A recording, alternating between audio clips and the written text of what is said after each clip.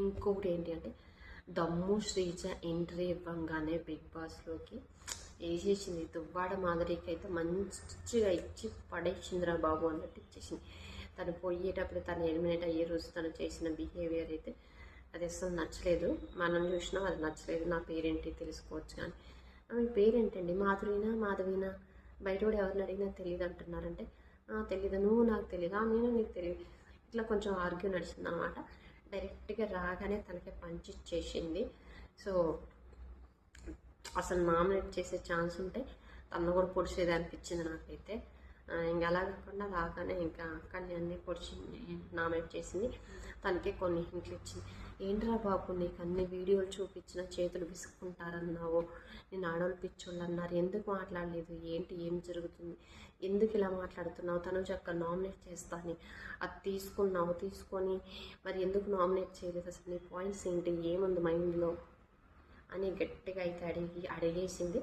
దానికి కొంచెం డిపెండ్ చేసుకోవడంలో కళ్యాణ్ కూడా కొంచెం అన్నట్టు.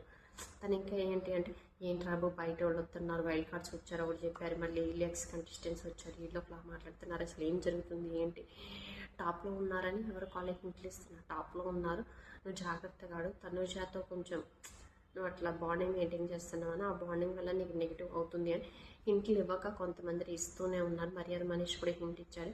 అరే నేను టాప్లో ఉండాల్సినోడు, కప్పు తీసుకునేవాడివి, ఈ రిలేషన్స్ పెట్టుకొని నేను బుజ్జి మాటలు చెప్పి ముద్దు మందారం చెవులో పెడుతున్నారు అని ఇంకా డైరెక్ట్గా చెప్పేశాడు. ఆ పాయింట్ దగ్గర అందరికీ అర్థమైపోయింది.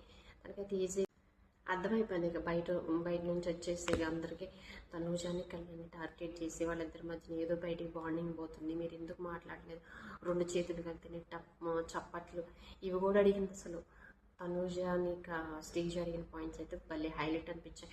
2 చేతులు కలిసి తప్పట్లోనే నీకు చెప్పారు కదా, నీకు ఒకటి కాదు 2-3 క్లిప్స్ చెప్పారు, అందులో తనే అన్నది, ఆ 2 వీడియోల్లో తనే అన్నది, మీ క్యారెక్టర్ అసోసియేషన్ చేసింది, అయినా నువ్వు ఎందుకు తనతో మంచిగా ఉంటున్నావు, రాజా అంటున్నావు, అసలు ఎందుకు రాజా అంటున్నావు, అంత క్లోజ్గా ఎందుకు ఉంటున్నావు అని అసలు భలే అడిగేసింది అది అసలు.